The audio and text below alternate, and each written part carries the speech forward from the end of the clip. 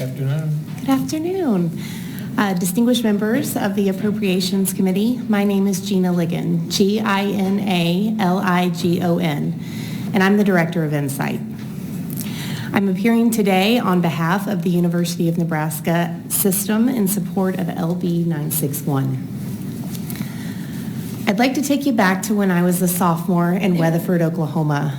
It's a little bit smaller than Kearney, but also all 540 in western Oklahoma, far away from the city, which is what we called OKC. I was sitting in a history class when I learned that Tim McVeigh had killed 168 Oklahomans that looked a lot like us in this room, people who were doing the business of government and people who were supposed to be safe from terrorism. April 19th, 1995 has brought me here today to you. It's also shaped my whole career. And I'm here to ask you for resources to train the next generation of workers to help us keep Americans safe from the terrorism that I experienced as an impressionable teenager. Let me give you a brief example of how your investment will have a return on investment for all of our safety. In 2013, I had just won a grant from the state of Nebraska.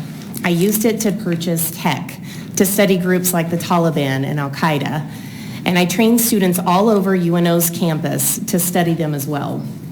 In our analysis, the students identified this new terrorist group, but this one had more money, it had more technology, and it had these shiny white Toyota pickup trucks that it drove to all the meetings.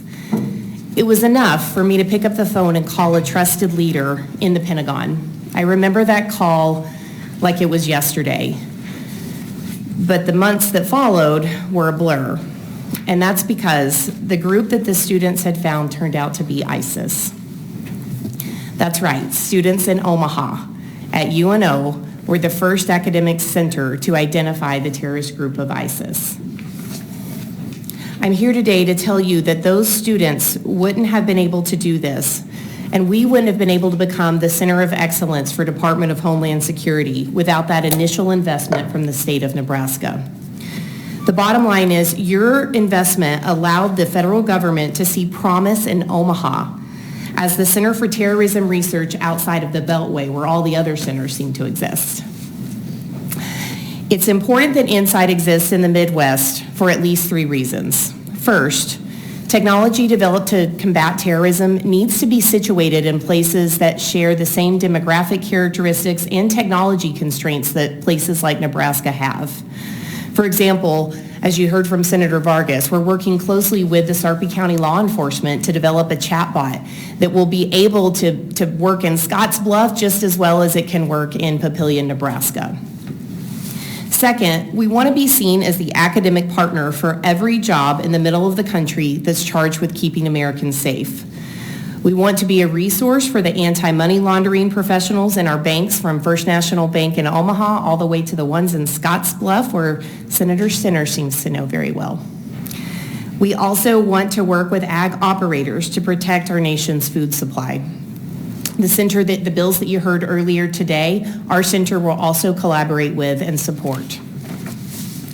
Finally, we want to inspire the future workforce through training that's hands-on, meaningful, and interdisciplinary.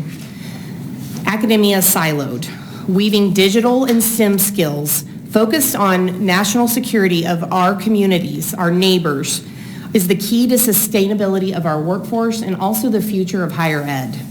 We have to inspire our students with meaningful problems to make them stay in our state.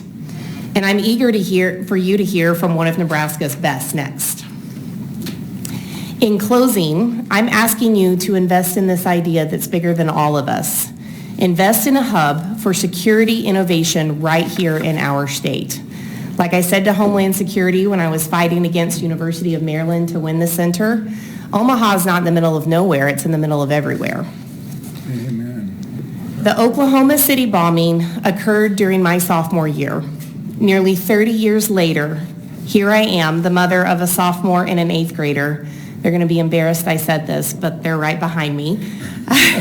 Wave, Kate and Henry. And they're sitting in this government building with us today. Your support for our legislative bill is not only for our university, but it's also for Nebraskans like Kate and Henry Ligon, who deserve to know that we are investing in their safety. Thank you so much. Open for questions.